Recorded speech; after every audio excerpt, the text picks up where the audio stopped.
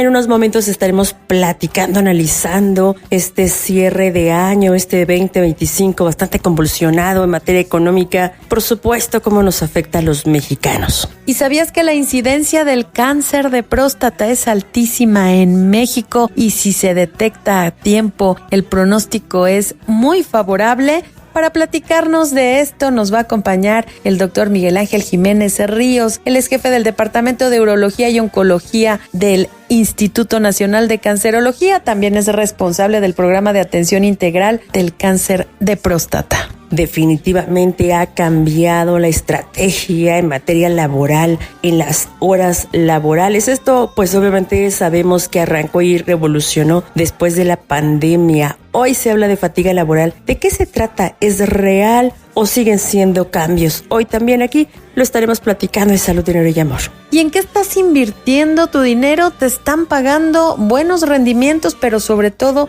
estás en instrumentos seguros. Para hablarnos de esto nos va a acompañar José Ballesteros. Él es director de CETES Directo de Nacional Financiera. Así es que ya lo escuchaste, información útil para ti, para tu bolsillo, para la toma de decisiones, muy buena música. Acompáñanos.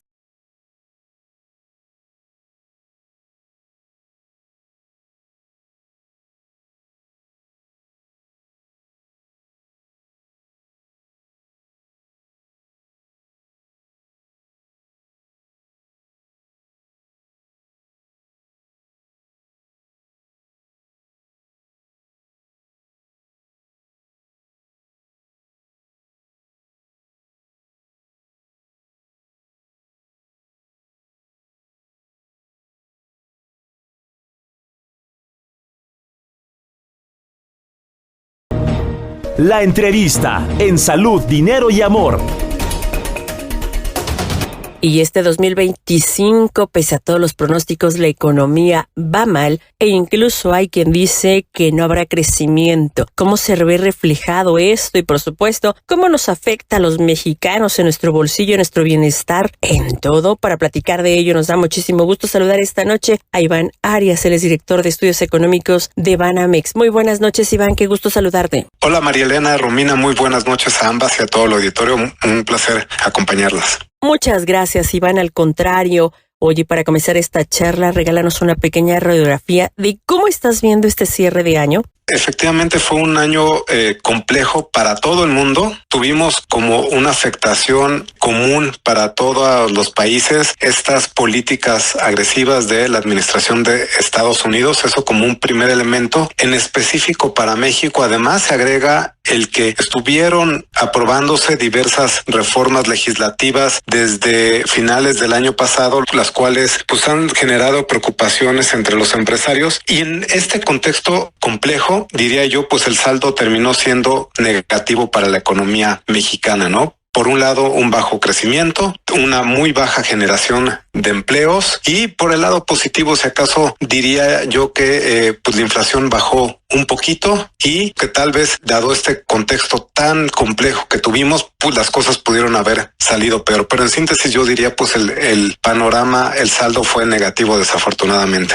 Iván, muy buenas noches. Te saluda Romina Román y este panorama tan negativo como bien lo comentas en términos de crecimiento del PIB, ¿qué tanto o qué porcentaje se le atribuye en efecto a las políticas del presidente de Estados Unidos y qué tanto también fue derivado de decisiones internas? Por ejemplo, esta dispersión desmedida de los programas sociales, este aumento en el déficit fiscal. ¿Qué componente tiene lo de nosotros, lo de adentro? Sí, por supuesto, muy buena pregunta, Romina. Mira, para este año estamos estimando que vamos a cerrar con un crecimiento de la economía de solo 0.2%. Banjico ayer publicó que lo estima en 0.3%. ¿Cómo se compara eso? Hasta antes de las elecciones de México, para capturar ese efecto de decisiones internas, nosotros estimábamos un crecimiento de 1.4, 1.5%. Entonces, más de un punto porcentual respecto a esa base. Yo diría que de esa disminución en la perspectiva de 1.2, 1.3 puntos porcentuales, prácticamente la mitad la atribuiría yo a esta incertidumbre generada por las políticas de Estados Unidos y en particular esta incertidumbre sobre cómo va a terminar siendo la relación bilateral México-Estados Unidos en términos comerciales, y otra mitad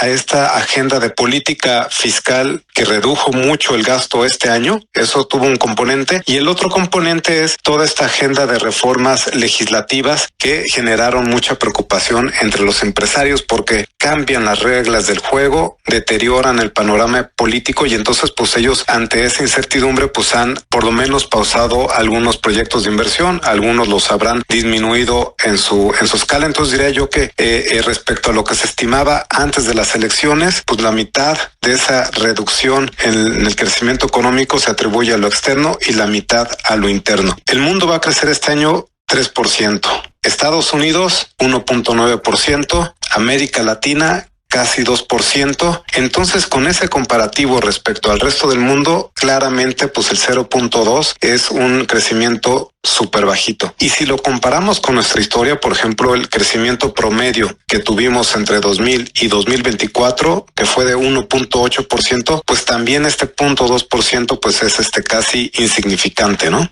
Iván, y todo esto que nos planteas, ¿cómo nos va a afectar aún más a las personas de a pie, en nuestro bolsillo, en nuestro día a día? Pues mira, sí se ha reflejado, claro que nos afecta en el día a día. El empleo registrado en el IMSS, que son los empleos, digamos, de mayor calidad, porque generan derechos, generan beneficios como acceso a salud, acceso a vivienda, a una pensión. Ese indicador va a crecer este año solo 0.4% respecto al año pasado. Una generación de solo 89,000 personas. Si decimos que el mercado laboral en México lo componemos 60 millones de personas entre los que estamos trabajando y los desempleados, pues una generación de 89,000 plazas de calidad pues es también súper baja, ¿no? Eso nos afecta. Y por otro lado, los salarios están aumentando, pero a un ritmo menor que al menos los 2 o 3 años anteriores. Entonces nos quedamos con un menor crecimiento de los salarios para los que estamos trabajando y una muy baja generación de empleos para todo el país, ¿no?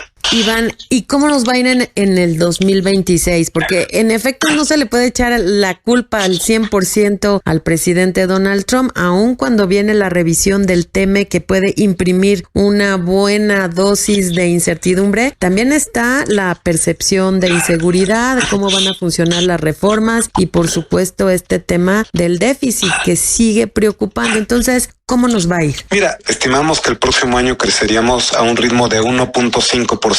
No es un nivel extraordinario si lo comparamos con las cifras que di de lo que hemos crecido anteriormente, lo que va a crecer el mundo, Estados Unidos, pero al menos sí es una mejoría respecto a este año. ¿En qué estaría sustentado esta mejoría? Por un lado, Banco de México ha estado bajando ya las tasas de interés, dado que la inflación está algo más controlada. Eso poco a poco va a alentar al consumo y la inversión. Por otro lado, el gasto público va a aumentar. Este año disminuyó mucho, 1.5% del PIB, que es muchísimo, justo porque pues Hacienda quería controlar, estabilizar la deuda. Para el próximo año está este componente de un incremento del gasto público, es bienvenido por el lado de la actividad, pero genera preocupación por lo que tú dices, ¿no? Porque vamos a tener de nueva cuenta un déficit público elevado que en el mediano plazo pues puede terminar siendo perjudicial. Otro componente importante es que la incertidumbre como quiera pues ha disminuido, sigue elevada justo por el tema que tú comentas de revisión del Tratado de Libre Comercio con Estados Unidos, pero sí diría que pues ya podemos descartar un rompimiento con Estados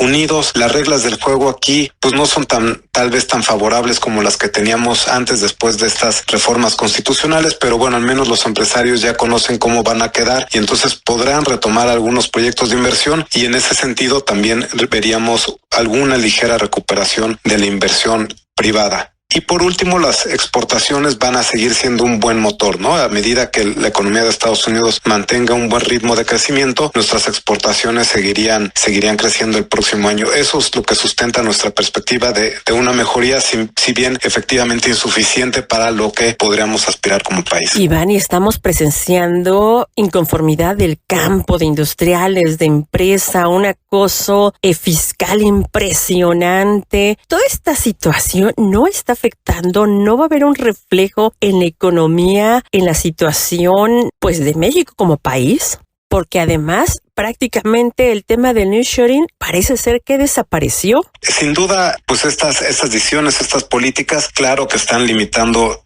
el crecimiento, ¿no? Yo diría, este componente de cambios constitucionales en leyes, en el sistema de pesos y contrapesos hacia el grupo en el poder, pues fueron un factor muy importante por el cual el sexenio pasado pues tuvimos un crecimiento muy bajo, ¿no? Más allá del choque de la pandemia, que pues ese no estaba bajo control del gobierno, sí diría que incluso excluyendo ese componente, el crecimiento del sexenio pasado fue muy bajo, el más bajo desde el sexenio de Miguel de la Madrid, y fue afectado por esas decisiones, ¿no? Y pues estamos viendo bastante continuidad en este tipo de decisiones que siguen minando los pesos y contrapesos y por lo tanto la confianza de los empresarios. Entonces, sin duda, estamos generando limitantes para la inversión, para aprovechar las oportunidades, como bien mencionabas tú, la principal que tenemos por el lado del nearshoring, también para los agricultores, las empresas de servicios. Entonces, sí, sin duda, si hubiera unas mejores políticas que mejoraran la confianza, la certidumbre para las empresas, pues estaríamos hablando de un panorama para la economía y para los hogares mucho mejor. Pues si así nos lo permites, vamos a estar muy cerquita de ti para que nos vayas actualizando todas estas cifras, estas expectativas que son de la mayor relevancia para todos los mexicanos. Muchísimas gracias, Iván Arias, él es director de estudios económicos de Banamex. Muchísimas gracias a ustedes por esta oportunidad de platicar con ustedes y con su auditorio. Muy buenas noches. Gracias, muy buenas noches y quédense con nosotras aquí en el Heraldo Radio que vamos con más información. La salud. en Salud, Dinero y Amor. Y seguimos aquí en el Heraldo Radio y desafortunadamente el cáncer de próstata registra una alta incidencia en México. Las razones: falta de prevención y de campañas que concienticen a una revisión cada año por lo menos. Para platicarnos de todo esto ya nos acompaña en la línea el doctor Miguel Ángel Jiménez Ríos. Él es jefe del Departamento de Urología y Oncología del Instituto Nacional de Cancerología y también es responsable del Programa de Atención Integral de Cáncer de Próstata. Muy buenas noches, doctor. Qué gusto saludarlo. Buenas noches, mucho gusto. Muchas gracias, doctor. Y usted, como responsable del Programa de Atención Integral de Cáncer de Próstata, platíquenos de qué tamaño es el problema en México. Bueno, en México es casi equivalente al cáncer de mama. Por año se calcula que se presentan aproximadamente casi 27,000 casos. Son 27,750. Y de esos se mueren 7,500. Lo cual lo convierte en uno de los problemas de salud más importantes de los tumores en el hombre por arriba de los 50 años. Eso es bien importante. Y en el Instituto Nacional de Cancerología, pues tenemos un programa que informa a la población y que atiende población en riesgo para poder detectar en algún momento de manera oportuna el cáncer de la próstata. Doctor, muy buenas noches. Le saluda Marilena Vega. Oiga, ¿a partir de qué edad se tendría que estar haciendo el chequeo o cuáles son los síntomas que tendrían que estar checando nuestros amigos hombres para, obviamente, atenderse el tema de la próstata? Sí, en las guías internacionales se recomienda que a partir de los 45 años se cheque a un paciente. Nosotros, como no tenemos ninguna estadística de cáncer en el país, estamos recomendando que a partir de los 40 años se haga el primer chequeo, que es muy sencillo, con una toma de una sustancia en la sangre que se llama antígeno prostático específico y una exploración de la próstata nos da bastante información. Por otro lado, también tenemos que evaluar cuáles son los factores de riesgo. Si el paciente tiene antecedentes genéticos en rama directa, el papá o los hermanos, tiene un riesgo más elevado de padecer cáncer de la próstata que el que no tiene esos factores. Los síntomas que la enfermedad produce pueden simular el crecimiento prostático benigno también. Con el avance de la edad, a la mayor parte de los hombres nos va a crecer la próstata. Y los datos clínicos que podemos encontrar cuando esto sucede es que disminuye el calibre del flujo urinario, aumenta el número de veces que se tiene que ir a vaciar la vejiga y sobre todo orina en la noche. Ese es un dato importante. Normalmente no debemos de orinar de noche. Cuando el cáncer de la próstata está más avanzado, entonces puede tener síntomas ya locales más importantes y uno de ellos es el sangrado al orinar. El otro es que con la eyaculación también aparezca sangre en el semen. El ataque al estado general, la pérdida de peso o incluso dolor a nivel de los huesos. Porque el cáncer de la próstata cuando avanza puede metastatizar a los huesos. Y esos son básicamente los datos que pueden encontrar los pacientes. Doctor, por lo general hay N,000 campañas para la mastografía, para la revisión de cada año en las mujeres, que las que somos medianamente responsables lo tratamos de hacer justo cada año. Sin embargo, hay hombres que en su vida se han hecho un antígeno prostático. Así es. Doctor, los riesgos, sobre todo lo tardío, digamos, que se detecta en cáncer, supongo que en México es altísimo porque, insisto, los hombres rara vez están pendientes de su antígeno o de su revisión de la próstata. Así es. Y es que también la información médica no está tan dirigida al hombre en ese sentido. Las campañas para la mujer sí tienen mucha difusión, están muy apoyadas y la mujer ya casi como arco reflejo se revisa cérvix uterino y se revisa glándula mamaria. El hombre no tiene tanto esa información y pues no acude. Y no acude porque primero no sabe. Segundo, cuando alguien le recomienda que se revise, hay un rechazo natural a la exploración de la próstata porque se hace por vía rectal. Y la otra es el miedo a padecer la enfermedad. Así que se conjuntan todos estos factores y entonces se retrasa el diagnóstico. En lo que es el primer mundo, la enfermedad se encuentra localizada en arriba del 80%. quiere decir que solamente está en la próstata. Y en los países como el nuestro es al revés. El 70% de los pacientes ya vienen en etapa con enfermedad localmente avanzada o metastásica, en donde ya el tratamiento no va dirigido a curarlos, sino solamente a detener la evolución natural de la enfermedad. Lo convierte entonces en una enfermedad crónica y en una enfermedad muy cara para cualquier sistema de salud que lo pueda enfrentar. Doctor, hablar de temas de mujer en materia de salud, hay muchísimo o más información en la actualidad. Del hombre se sabe poco. Esto de la próstata también tiene que ver con cambios hormonales por etapas, por entrar a la andropausia. ¿Esto también tendría relación? Claro que sí, los cambios hormonales también suceden en nosotros. Y igual que en la mujer, a partir de los 40 años, la sensibilidad de la testosterona por las células prostáticas cambia. Y además puede haber incluso deficiencia hormonal. Y aquí la cuestión es que con la edad, con el envejecimiento natural, las células de la próstata se vuelven más sensibles al estímulo de la testosterona. Y esto hace que se despierten, sumando todos los otros factores que mencionamos, que se despierten células que pueden llegar a establecer el cáncer de la próstata. La deficiencia hormonal es otra cuestión aparte también, que es muy similar a la menopausia de la mujer. Aquí hablaríamos de una andropausia o de un síndrome de deficiencia de testosterona en la edad adulta. Al hombre con la deficiencia de testosterona, con el envejecimiento natural, le pueden crecer glándulas mamarias, le crece la barriguita, se le ensanchan un poco las caderas, porque disminuye el estímulo androgénico de la testosterona, y es parte del envejecimiento natural. Doctor, me llama mucho la atención de que casi 8 de cada 10 casos en México se detectan tarde, desafortunadamente. Sí, en el instituto. ¿Y los tratamientos o qué se está haciendo para darle vista y voz a este tema del cáncer de próstata? ¿Y cómo va el avance de los tratamientos y las expectativas para esta enfermedad? En la enfermedad localizada, vamos a clasificar de una manera muy sencilla el cáncer de la próstata en 4 etapas. La etapa 1 es aquel tumor que no se toca y se descubre únicamente por la elevación del antígeno prostático específico y una biopsia. Ya la etapa 2 ya lo tocamos con el tacto rectal. Ya podemos tocar un endurecimiento, un pequeño nódulo, una pequeña bolita en la próstata y ya se toca. En la etapa 3 ya este endurecimiento es más generalizado, que puede abarcar toda la glándula y puede estar fija. Y en la etapa 4, ya invadió otros órganos. En la etapa 1 y 2, el tratamiento que tiene los mejores resultados se llama prostatectomía radical. Es cirugía, es quitar la próstata, quitar vesículas seminales y quitar los ganglios linfáticos que están alrededor. Y esto se puede hacer con